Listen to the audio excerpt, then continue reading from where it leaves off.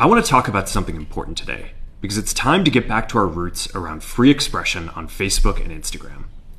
I started building social media to give people a voice. I gave a speech at Georgetown 5 years ago about the importance of protecting free expression, and I still believe this today. But a lot has happened over the last several years. There's been widespread debate about potential harms from online content.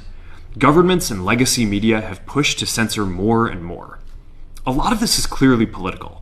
But there's also a lot of legitimately bad stuff out there. Drugs, terrorism, child exploitation. These are things that we take very seriously, and I want to make sure that we handle responsibly. So we built a lot of complex systems to moderate content. But the problem with complex systems is they make mistakes. Even if they accidentally censor just 1% of posts, that's millions of people. And we've reached a point where it's just too many mistakes and too much censorship. The recent elections also feel like a cultural tipping point towards once again prioritizing speech. So we're going to get back to our roots and focus on reducing mistakes, simplifying our policies, and restoring free expression on our platforms. More specifically, here's what we're going to do. First, we're going to get rid of fact checkers and replace them with community notes similar to X, starting in the US. After Trump first got elected in 2016, the legacy media wrote non-stop about how misinformation was a threat to democracy. We tried in good faith to address those concerns without becoming the arbiters of truth. But the fact-checkers have just been too politically biased and have destroyed more trust than they've created, especially in the US. So over the next couple of months, we're going to phase in a more comprehensive community notes system. Second, we're going to simplify our content policies and get rid of a bunch of restrictions on topics like immigration and gender that are just out of touch with mainstream discourse. What started as a movement to be more inclusive has increasingly been used to shut down opinions and shut out people with different ideas, and it's gone too far. So I want to make sure that people can share their beliefs and experiences on our platforms. Third, we're changing how we enforce our policies to reduce the mistakes that account for the vast majority of censorship on our platforms. We used to have filters that scanned for any policy violation.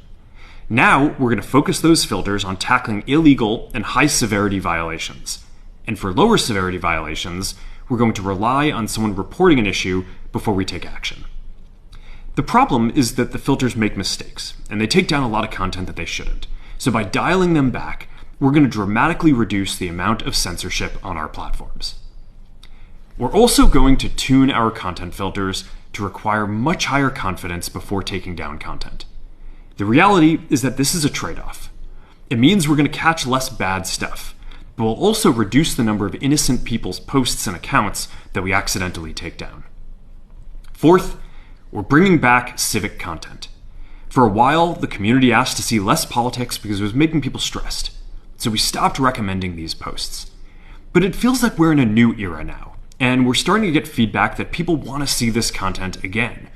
So we're going to start phasing this back into Facebook, Instagram, and Threads while working to keep the communities friendly and positive.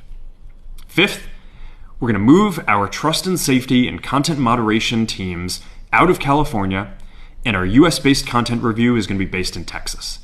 As we work to promote free expression, I think that it will help us build trust to do this work in places where there is less concern about the bias of our teams.